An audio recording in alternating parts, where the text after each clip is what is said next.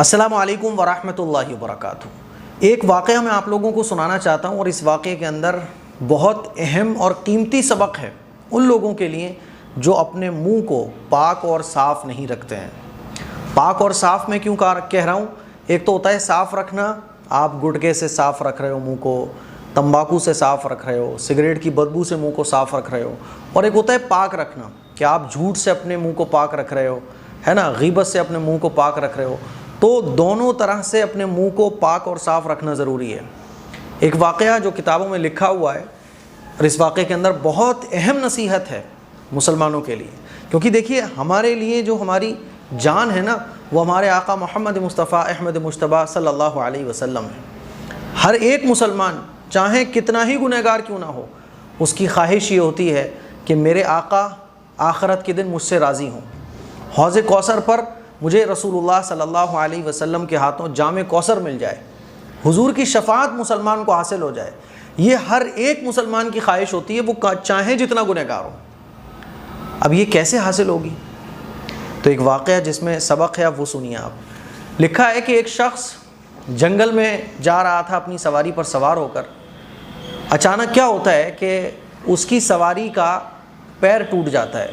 وہ گھوڑے پر سوار تھا اور گھوڑے کا پیر ٹوٹ جاتا ہے۔ جب گھوڑے کا پیر ٹوٹ گیا تو ویران جنگل ہے، دور دور تک کسی کا نام و نشان نہیں۔ وہ پریشان حال سوچ رہا ہے میں کیا کروں، پریشانی میں مبتلا ہے نا، دور دور تک کوئی اس کی مدد کا راستہ اسے نظر نہیں آ رہا ہے۔ تو اس نے جو ہے نا پریشانی کے عالم میں درود شریف پڑھنا شروع کیا، صلی اللہ علیہ وسلم صلی اللہ علیہ وسلم، کیونکہ درود شریف پڑھنے کے بے شمار فائدے ہیں۔ درود شریف پڑھنے والا اگر پریشان ہوتا ہے تو اللہ تعالیٰ اس کے لیے مدد بھیجتا ہے۔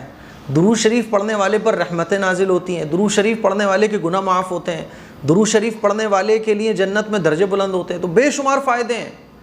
تو اس نے درود شریف پڑھنا شروع کیا۔ جب درود شریف پڑھا اس نے تو اس کو نیند آئی، اور اس نے خواب میں دیکھا کہ 3 بزرگ اس کے پاس آئے ہیں۔ ایک بزرگ تو بہت دور کھڑے ہو گئے اور 2 بزرگ آگے آئے اور اس کی سواری کے پیر کو ٹھیک کر دیا۔ تو اس نے پوچھا ان دونوں بزرگ سے جو اس کے پاس آئے تھے، اس کی سواری کے پیر کو ٹھیک کیا تھا، کہ آپ دونوں کون ہیں؟ تو ان دونوں بزرگوں نے کہا کہ ہم حضرت حسن حضرت حسین رضی اللہ تعالیٰ عنہما ہیں، یعنی نواسۂ رسول ہیں۔ تو اس نے پوچھا کہ وہ دور جو حضرت کھڑے ہیں وہ کون ہیں؟ تو انہوں نے بتایا کہ وہ ہمارے نانا محمد صلی اللہ علیہ وسلم ہیں۔ تو شخص نے خواب میں ہی کہا کہ یا رسول اللہ، آپ اتنی دور کھڑے ہیں، مجھے قدم بوسی کا شرف، مجھے قدم بوسی کی اجازت دے دیجئے کہ میں آپ کے قدموں میں آ کے پڑ جاؤں، آپ کے ہاتھوں کو چوم لوں۔ یا رسول اللہ، آپ اتنے دور کیوں کھڑے ہو گئے؟ تو حضور علیہ الصلوۃ والسلام نے جو بات بیان فرمائی وہ آپ ذرا سنیے۔ حضور علیہ الصلوۃ والسلام نے ارشاد فرمایا کہ میں بھی تمہارے قریب آتا، لیکن میں دور اس لیے کھڑا ہوں کیونکہ تمہارے منہ میں سے حقے کی بو آتی ہے، کیونکہ وہ حقہ پیا کرتا تھا۔ حقے کی بدبو اتنی بری نہیں ہوتی۔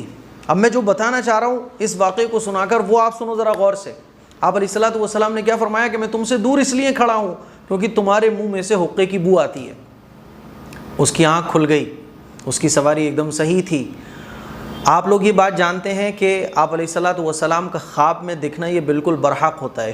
شیطان حضور کی شکل و صورت اختیار نہیں کر سکتا۔ اگر کسی کو خواب میں حضور نظر آ رہے ہیں تو وہ حضور علیہ الصلوۃ والسلام ہی ہوتے ہیں، ٹھیک ہے؟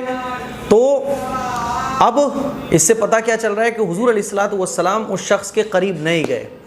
اب وہ لوگ جو گٹکا کھاتے ہیں، جو تمباکو کھاتے ہیں، جن کے منہ سے بدبو آتی ہے، جو اپنے منہ کو پاک اور صاف نہیں رکھتے ہیں، یا جو لوگ گٹکا وغیرہ نہیں کھاتے ہیں لیکن دن بھر غیبتیں چل رہی ہیں، دن بھر چغلیاں چل رہی ہیں، دن بھر جھوٹ بولا جا رہا ہے۔ جھوٹ تو اتنا عام ہو گیا ہے کہ اس کو جھوٹ کو جھوٹ ہی نہیں سمجھا جاتا ہے، اس کو ہم لوگ کہتے ہیں گولی دینا، اب اس کو جھوٹ کہا ہی نہیں جاتا ہے۔ تو اب آپ اندازہ کیجئے کہ کیا ہم نے اپنے منہ کو اس طرح سے پاک اور صاف رکھا ہے کہ خدا نخواستہ اگر اللہ ہماری مغفرت کر ہی دے، اور انشاءاللہ اللہ بڑا غفور اور رحیم ہے۔ مرنے والے جب شخص ہوتا ہے تو ظاہر سی بات ہے وہ توبہ کر کے مرتا ہے۔ مان لیجئے اللہ نے معاف کر دیا تو یہ کتنی بڑی بدقسمتی کی بات ہوگی اس شخص کے لیے کہ آخرت میں حضور اس کے قریب ہی نہ آئے۔ اور سوچئے ذرا کہ گٹکا کھانے والوں سے اگر رسول اللہ آخرت کے میدان میں یہ کہہ دیں کہ میں تمہارے قریب نہیں آ سکتا کیونکہ تمہارے منہ سے بدبو آ رہی ہے. اور یاد رکھیے دنیا میں جس طرح کا عمل جو شخص کرتا ہے آخرت میں اس کا حشر اسی طرح کا ہوتا ہے.